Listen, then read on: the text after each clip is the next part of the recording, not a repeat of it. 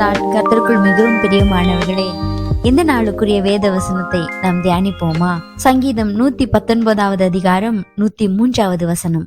உம்முடைய வார்த்தைகள் என் நாவுக்கு எவ்வளவு இனிமையானவைகள், என் வாய்க்கு அவைகள் தேனிலும் மதுரமாயிருக்கும்.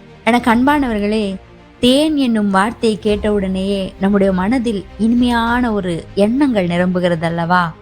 தேனில் உள்ள மருத்துவ குணங்கள் எண்ணற்றவை என்று கண்டுபிடிக்கப்பட்டுள்ளது.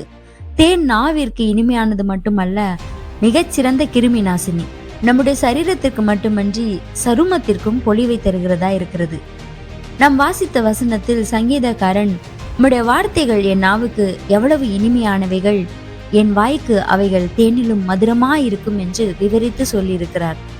தேவனுடைய வார்த்தையிலிருந்து தாவீது பெற்றுக்கொண்ட இனிமையும் இன்பமும் அவனுக்கு மகிழ்ச்சியை தந்திருக்கிறது. தேவனுடைய வார்த்தையை தவிர வேறொன்றும் அவனுக்கு இன்பமாக தோன்றவில்லை.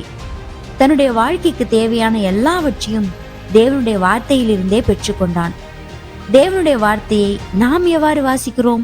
தேவனுடைய வார்த்தையில் அவரோடு நமக்கு தனிப்பட்ட தொடர்பை உண்டு பண்ண வேண்டும். அப்பொழுதுதான் அவருடைய பிரசன்னத்தையும் அவருடைய வார்த்தையின் இனிமையையும் நம்மால் ருசி பார்க்க முடியும்.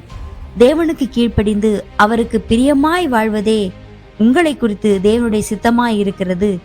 உலகமும் அதன் இச்சையும் ஒழிந்து போம், தேவனுடைய சித்தத்தின்படி செய்கிறவனோ என்றென்றைக்கும் நிலைத்திருப்பான் என்று 1 யோவான் 2வது அதிகாரம் 17 வாசிக்கிறோமே.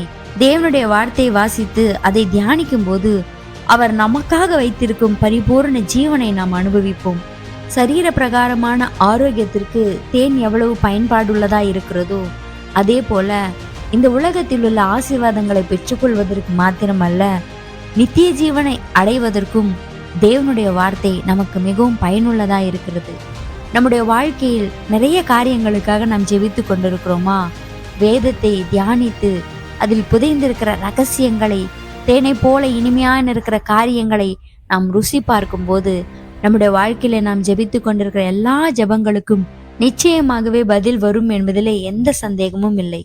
ஆமேன்.